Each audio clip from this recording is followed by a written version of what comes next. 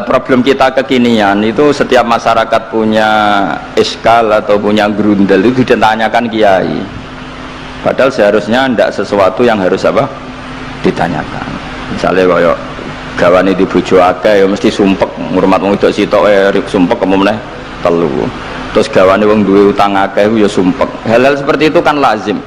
Sebenarnya nggak perlu ditanyakan, wis biasa wae standar. Tapi kita ini sering menuntut orang lain menjadi solusi ya bagi orang itu. Makanya saya kalau ngajar di Jogja itu sering cerita begitu. Problem orang kota itu adalah kalau punya beban itu dibebankan ke negara atau ke kiai atau ke ustadz. Padahal beban ini sebagai hukuman karena kesalahannya apa? Sendiri. Saya masih ingat betul ketika kasus Aid. Mbah Mun itu orang yang sangat syafiq li ummati, sangat syafiq lah, sangat syafaqah pada umatnya. Ketika ada seorang dokter peneliti obat Aid, itu sangat tertantang, dia sangat obsesi bisa menyembuhkan Aid. Aid yang karena free sex ya, bukan karena ketularan. Saya ulang lagi, yang karena seks bebas, bukan karena ketularan. Itu tidak biasanya yai duka. Baru pertama itu saya melihat yai itu agak duka.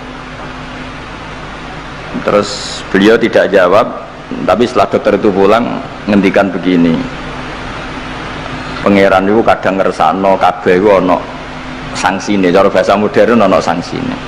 Ya tujuannya pangeran itu wong ben tobat ben balik nang Allah. Jadi ono wong uripe ngawur diutang, ya sanksine wong urip ngawur diutang ben uripe apik. Intinya Mbah Mun tuh mau ngendikan kesalahan itu pantese ya ono sanksine ben wong tobat. Lah saiki kiai iku nek ditakoki ngono berusaha cari solusi sanksiku, padahal Allah kepengen memberi sanksi.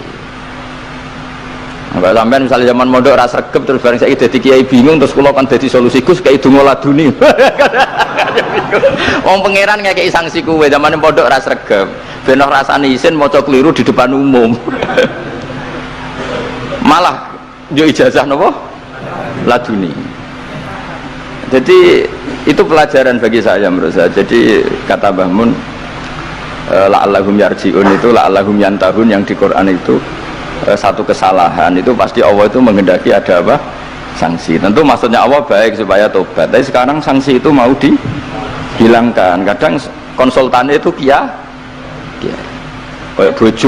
bojo kepengen minggat sing lanang tak takoki kena apa mun lami Gus boten kula nafakoi ya aku yang mending normale aku minggat aku wis terlambat bojomu kepengen minggat saiki aku terlambat kudune wis wingi-wingi normale wong lanang ra tanggung jawab mencen sanksine bojone iki bojomu pinter wis ngerti sing lanang ra kena deloki melok wong tuane ya menika dadi nah seperti itu menurut saya semua kiai itu harus kayak saya dalam bab itu. Tapi mereka nyari dongo, piye bojo iki ra dicukupilah seneng. Terus golek akeh pengasih, golek jimat. Akhirnya Mbah Mun nate cerita, sing kula mari tak kenang sih. Akhirnya kiai ini nganti lali ya. Ana wong melarat ijazah kiai. Berhubung kiai ini ku isin muni ra iso dijazahi duha mek donga. Kiai ini ku lali nek dhewe fakir. Akhirnya yang minta ijazah ditimbali Mbah Mun, rene tak ijazahi. Kowe yo ijazah duha mek sapa kiai iki. Lha kiai ku dhewe fakir kok jalu ijazah. Ya ijazah ya mek aku sing wis sukses dadi kiai sugih. Artinya apa? Bener ceritane Gus Zofur gara-gara setiap pertanyaan niku memaksakan bisa jawab. Wis koyo ning pondok lho, wis karuan dene dhewe Joko tuwa. Lho kok ngekek ijazah mahabbah. Dene pondok ganti Joko tuwa. Itu di pondok mana-mana Gus itu ada ijazah laduni. Padahal sing ijazah iku ya tau ra munggah. Sekolahnya ora tau munggah. Ngono dicalon ijazah laduni yo. Coba di pondok-pondok beredar gak ijazah ketemu Nabi Khidir? Beredar. Padahal yang ijazah juga gak pernah. Nah itu karena yang diceritakan Zufur tadi memaksakan bisa. Jadi karuan dekne dhewe ra iso ya santai wae. Nah aku pengen ngipi ketemu Rasulullah itu beredar gak ijazah itu? Mungkin Pak Dil kan yang pernah mengijazahkan itu. Tapi ora tahu. Sampeyan tahu ijazahnya Pak Zakaria? Oh, ya jadi ya ijazah itu terus ya. Karena jubir Torekoh nih. Jadi intinya kalau tidak bisa ya bilang saja tidak bisa. Sampai apa jangan kita lupa tadi ya, sampai lupa daratan tadi karena problem negara kita termasuk itu. Semua intelektual, semua pakar kalau ditanya problem negara itu semuanya jawab. Akhirnya kan gaduh, semuanya punya rumus, semuanya punya versi, akhirnya gaduh. Misalnya pemerataan Indonesia rumusnya gimana? Yang satu bilang wah ibu kotanya dipindah, yang satu bilang enggak, harus ada sentralisasi di Jawa supaya ada kualitas A, ada kampus terbaik, ulama terbaik. Kalau diratakan nanti kemampuannya rata itu justru enggak bagus. Yang ketiga enggak, wah kualitas demokrasinya dijaga. Yang satu enggak, demokrasi tanpa ekonomi enggak bisa. Sehari santri ya sedunia rasa pikir, besok mati ben. Nah itu kan karena memakai pikir sudah semua ahlun nar itu redaksi di Quran tuh khalidina fiha, sehingga zaman tabi'in sudah banyak yang berpikir enggak ada kemungkinan orang sing yukhrajuna minan nar. Sehingga terus ada kafilah itu, ada delegasi, ayo kita ke Medina, semoga kita ketemu sebagian ashabu Rasulillah.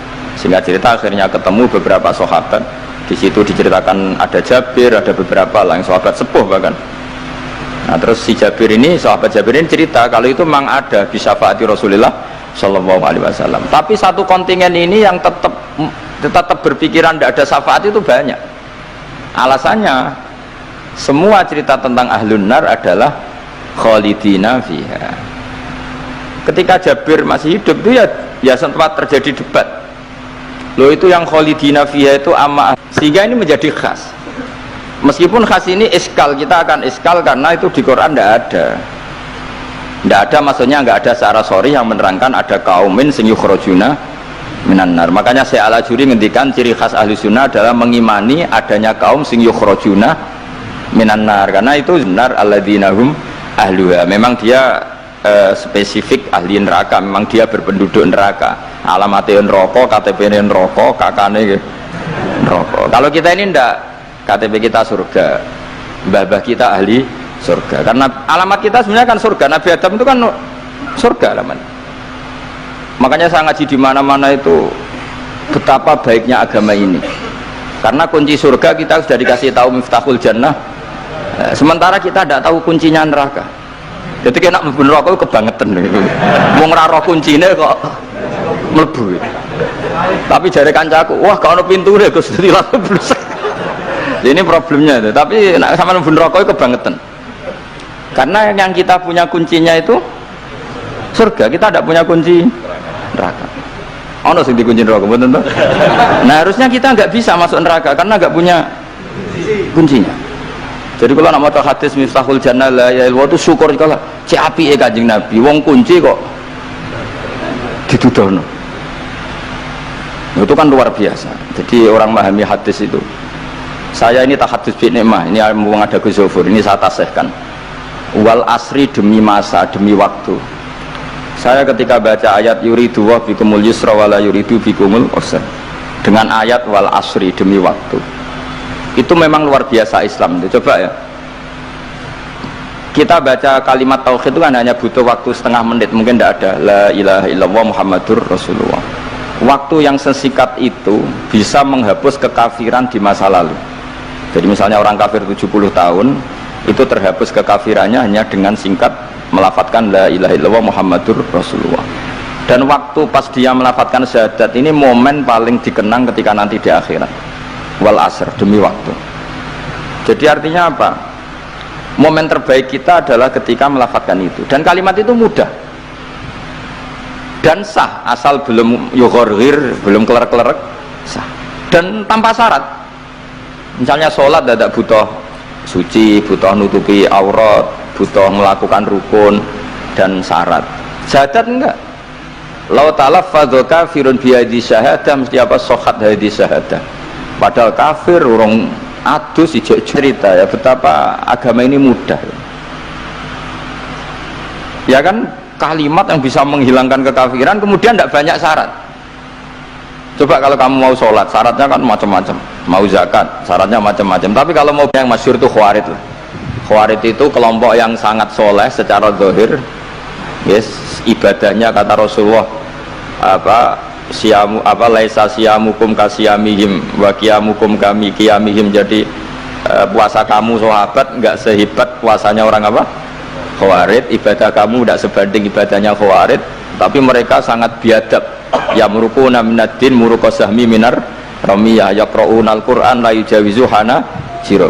Dan diantara kesolehan yang berlebihan ini kata Nabi apa?